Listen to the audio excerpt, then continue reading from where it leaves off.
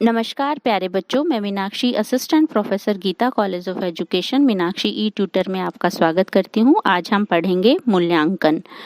जैसा कि हम पिछली वीडियो में आपको बता ही चुके हैं कि एजुकेशन एक लाइफ लॉन्ग प्रोसेस है जिसके थ्रू हम अपने पर्सनैलिटी को डेवलप करते हैं और एजुकेशन के थ्रू हम अपना इंटरेस्ट, एबिलिटी और क्रिएटिविटी ये सारी चीज़ें गेन करते रहते हैं, उन्हें अपने एक्सपीरियंस में शामिल करते रहते हैं। फिर इवैल्यूएशन करते हैं कि हमने कितना सीख लिया है। जैसे एक छोटा सा एग्जांपल हम दें, हम कार ड्राइव करना सीख रहे हैं। 2 दिन के बाद हमें पता लगा कि हमें कार की जो हैंडल है उसको कंट्रोल करना सीख लिया है। अब हमें अगले प्रोसेस पर ध्यान देने की आवश्यकता है। इसका मतलब हम कितना सीख चुके हैं और कितना सीखने की आवश्यकता है, दैट इज इवैल्यूएशन। और जब हम इसे शिक्षा के संदर्भ में बात करते हैं तो यहाँ पे it is used for judging desirable behaviour. You can understand with the help of diagram. It is start from skill and then it is relate with academic, moral development, intellectual development, social development and interest and last desired outcomes. यहाँ हम कह सकते हैं कि evaluation जो है एक life long process है जिसमें हमारी जो स्किल्स हैं, जिसमें आप एबिलिटी को काउंट कर सकते हैं, एकेडमिक जिसमें 4H यानी कि हेड, हार्ट, हैंड और हेल्थ ये सारी चीज़ें शामिल हो सकती हैं, स्कूल सब्जेक्ट्स शामिल हो सकते हैं। जब हम मॉरल डेवलपमेंट की बात करते हैं तो हमारे एथिक्स, हमारा जो कस्टम है, ट्रेडिशंस हैं वो शामिल हो सकते हैं। इसके अलावा जब हम जैसे जैसे आगे बढ़ते हैं अपनी लाइफ में तो इंटेलेक्चुअल डेवलपमेंट जिसमें लॉजिकल थिंकिंग, क्रिएटिविटी इंक्लूड हो सकती है। इसके अलावा जब हम सोशल डेवलपमेंट की बात करते हैं तो ट्रेडिशनल वैल्यूज़ और कल्चर को हम यहाँ शामिल कर सकते हैं। और फिर जब हम और आगे बढ़ते हैं तो इसमें हमारा इंटरेस्ट, जिसमें एटीट्यूड, एप्टीट्यूड ये सारी चीज़ें इंक्लूड होती चली जाती है। तो यहाँ हम कह सकते हैं कि इवैल्यूएशन एक इतना लॉन्ग प्रोसेस है जिसमें हमारे जीवन की शुरुआत में, जिसमें हम खाना पीना, उठना बैठना ये सारी चीज़ें सीखते हैं और फिर धीरे धीरे अपने एक्सपीरियंस में बहुत सारी चीज़ें, स्किल, एबिलिटी इन सभी चीज़ों को ऐड करते चले जाते हैं।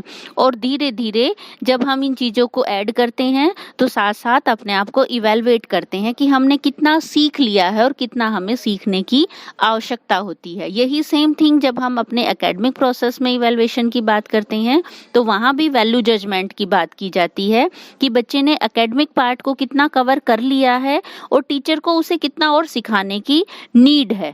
इस आधार पर हम इवैल्यूएशन को कंक्लूड कर सकते हैं। Evaluation is a continuous process that is concern with more than the formal academic achievement of the student. It is related with total system of education. On the basis of these feature we will describe the characteristics of evaluation. So what is the characteristics of evaluation? It is a continuous process. It is a comprehensive process. It is valuable for policies and further action. It include academic or non-academic subject. Next, it is not conformed to the classroom. It has wide range. It is a systematic process or it help in preparing instructional objective.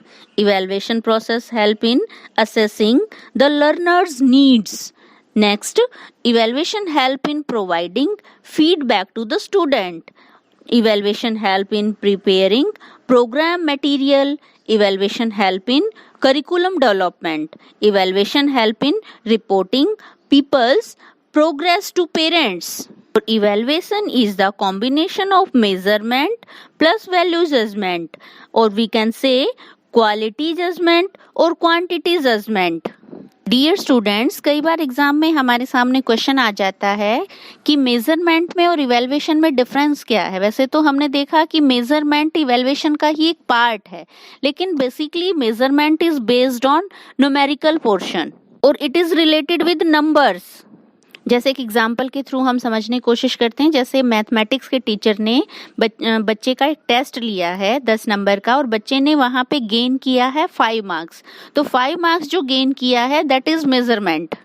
और जब हम evaluation की बात करते हैं तो वहाँ सिर्फ मैथमेटिक्स का टीचर ही नहीं, वहाँ पे सभी स्कूल सब्जेक्ट, इसके अलावा जो बच्चे के अंदर एबिलिटी इंक्लूड हुई है, यानी कि बच्चे ने कितना बोलना सीखा है, कितना उसके अंदर ह्यूमैनिटी क्रिएट हुई है, उस क्लास में क्या क्या चेंजेस हुए हैं, दैट इज इवैल्यूएशन।